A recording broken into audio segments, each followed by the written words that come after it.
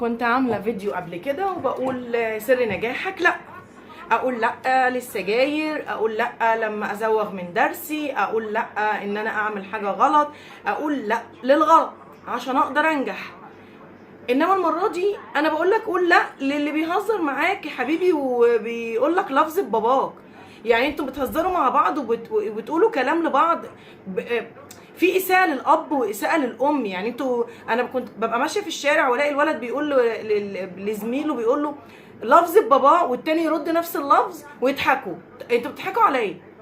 يعني الراجل اللي في البيت اللي مربيك دوت والست اللي في البيت اللي تعبانه فيك وديكوا دول، هي دي اخرتها؟ يعني اخرتها ان هم مثلا يتقال عليهم الكلام ده في الشارع؟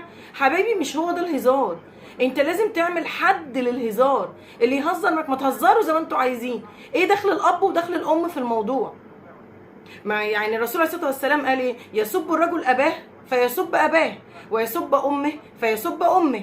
ما انتوا اللي بتجيبوا لبعض الشتيمه، يعني انتوا اللي بتجيبوا لبعض الالفاظ ديت. يعني انا مثلا اطلع اقول الفاظ بذيئه زميلي يقوم قايل لي نفس الكلام، يبقى انا كده اهنت امي واهنت ابويا وهم قاعدين في بيوتهم وتقولوا لي ده هزار؟ فين الرجوله هنا يا جماعه بقى؟ هو ده بقى اللي انا المفروض اقول عليه لا ما تهزرش معايا بالطريقه دي. انا هزر معاك في كل حاجه بس مالكش دعوه ولا بابويا ولا بامي، دول خط احمر ما يدخلوش في الهزار.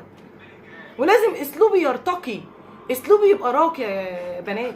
على فكره انا بقول بنات لان في بنات بتعمل كده، انا ما بقولش الكلام ده للاولاد بس، ده اولاد وبنات. الحمد لله رب العالمين احنا بنتقدم، يعني في تقدم في الحياه. الموضوع ده ما بقاش اولاد بس، لا بقى اولاد وبنات. البنت بتقول الفاظ والولد بيقول الفاظ. يا فرحه قلبي بيكو، لا لا قولوا لا. ما تهزريش معايا بالاسلوب ده. هتخسري زميلتك اخسريها، هتخسر زميلك اخسره. ما انت ما كنتش تخسره عشان ابوك وامك، هتخسره عشان مين؟ قول لا، ما تهزرش معايا بالطريقه دي.